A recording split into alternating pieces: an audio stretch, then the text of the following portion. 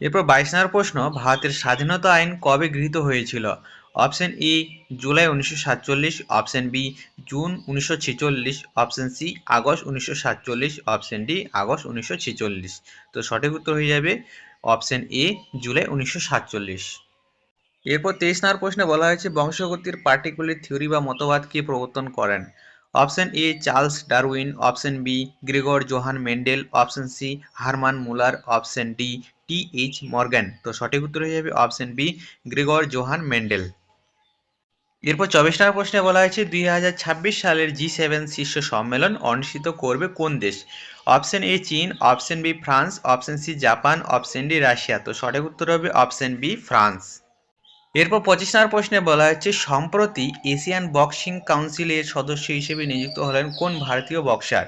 Option A Neeraj Chopra, option B Manoj Kumar, option C Vijender Singh, option D Amit পাঙ্গাল।